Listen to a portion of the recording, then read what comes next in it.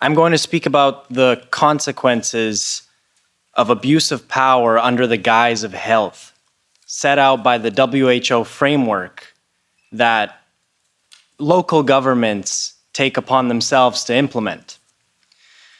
I'm the son of Pastor Artur Pawlowski, who you will hear in just a minute. I am here today in desperation, a cry for help.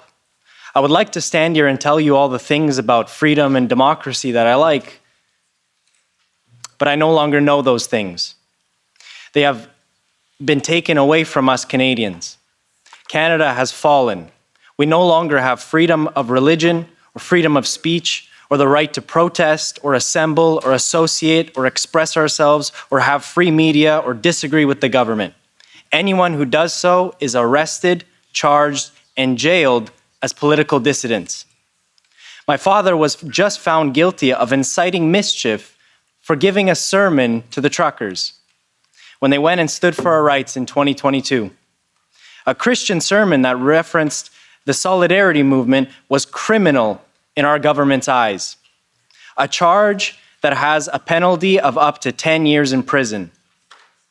This case sets a precedent to all Canadians and the world if you allow this to happen, that anybody, including politicians and media, do not have the freedom to say or express what they have on their hearts for fear that what they say is mischief and could be liable to prison. I myself have been charged for preaching and reading the Bible publicly because the government claims the Bible isn't inclusive and is hateful. This is what the Canadian government is doing to us. In my father's case, the Crown prosecutor, and I believe in naming names because our oppressors do not get away with this without being named and shamed.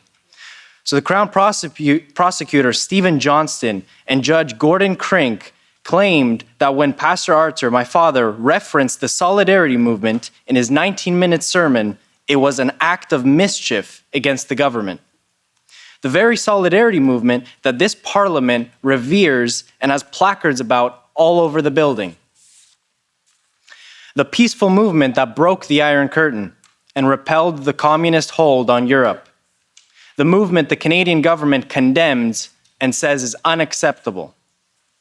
So I ask you, the rest of the free world, to intercede on Canada's behalf and pressure the Canadian tyrants to stop persecuting law-abiding free Canadians, especially clergy. They simply did their duty and gave hope. My father told the truckers to stand for their rights, solidarity style, and to do so peacefully. His sentencing is this August 9th, 2023, and if he goes down, we are all lost as Canadians. If a pastor goes to prison, what can they do to the rest of us? For giving a sermon in Canada, they are no better than the tyrants of old. So please, I ask you for help and to pressure Canada on this matter and to help us deal with our oppressors who act like modern-day Caligulas. Trudeau is a modern-day Caligula.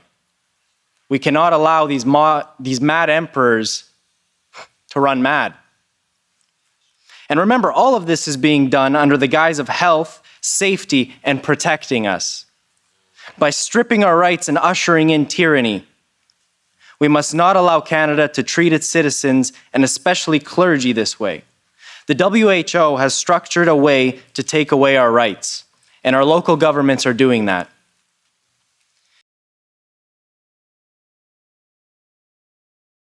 Disregarding its own rules, I remembered never again. After receiving new enforcement powers for public gatherings Thursday, Calgary police have arrested Artur and David Pawlowski. Get out of this property. Immediately get out. Premier of Alberta right now declared that protesting is illegal. So when I opened my church in the protest against the government overreach, I spent 3 days in jail for my crime of opening the church in a free and democratic society.